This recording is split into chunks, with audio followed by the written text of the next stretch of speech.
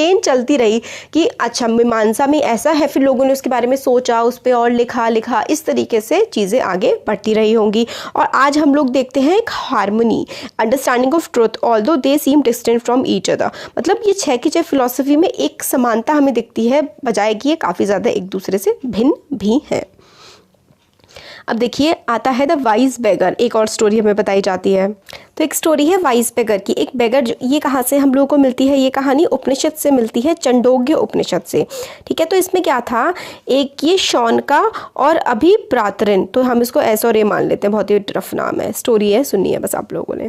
तो एस और ए ना खाना खा रहे होते हैं बैठ के, तो एक बेगर, एक भिखारी, बेगर का मतलब होता है भिखारी, भिखारी आ जाता है और इन लोगों से कहने लगता है कि तुम मुझे खाना दे दो। तो ये एस और ए बोलते हैं कि हम तो तुम्हें खाना नहीं दे सकते हैं। तो जो बेगर होता है ना, वो कहता है कि क्या ये सारा का सारा खाना और ये सारी की सारी सृष्टि ईश्वर की नहीं है, एक यूनिवर्सल सोल की नहीं है, सब कुछ एक ईश्वर का ही तो है, और जो मैं हूँ वो आप हो।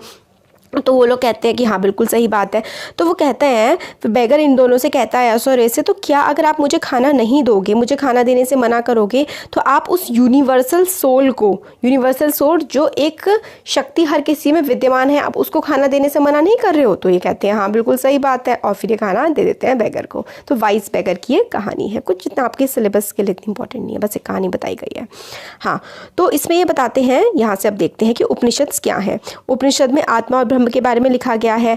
अब काफ़ी सारे आइडियाज़ उपनिषद में लिखे गए हैं, इनको हम लोग लेटर वैदिक टेक्स्ट, उपनिषद को हम लोग लेटर वैदिक टेक्स्ट कहते हैं, क्योंकि ये वेदों के बाद लिखे गए हैं। उपनिषद का लिटरल मीनिंग, मतलब अगर इसका हम शब्द को भेद करके देखें तो इसका मतलब होता है अप्रोचिंग या फिर सिटिंग नियर, मतलब पास में बैठकर लिखना।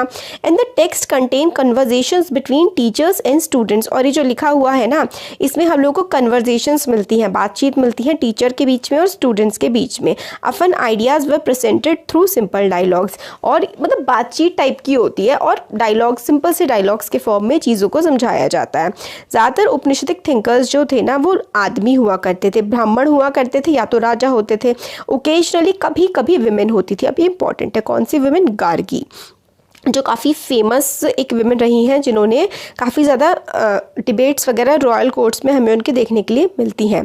पुअर पीपल को बहुत ही हम कम देखेंगे इस तरीके के डिस्कशंस में पार्ट लेते हुए। एक फेमस एक्सेप्शन है सत्यकामा जबाला। अब देखिए, जो एक्सेप्शंस होते हैं वो हमेशा इंपॉर्टेंट होते हैं। तो उपनिषदिक थिंकर विमेन गार्गी, और पुअर थिंकर वो भी बहुत कम होते थे। तो सत्यकामा जबाला ये पुअर थिंकर थे, उपनिषदिक थिंकर थे बट काफ़ी पुअर थे।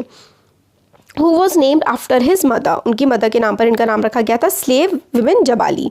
तो सत्यकामा जबाला, इनमें काफ़ी ज़्यादा डिज़ायर थी कि सच्चाई के बारे में जाने। Was accepted as a student by a Brahmin teacher name Gautam. तो गौतम एक ब्राह्मण टीचर थे, मतलब महात्मा बुद्ध का नाम भी गौतम था, वो नहीं, एक अलग टीचर थे। इन्होंने सत्यकामा जबाला को अपना एक स्टूडेंट रख लिया था, और काफ़ी ज़्यादा इम्पॉर्टेंट थिंकर ये भी बने थे।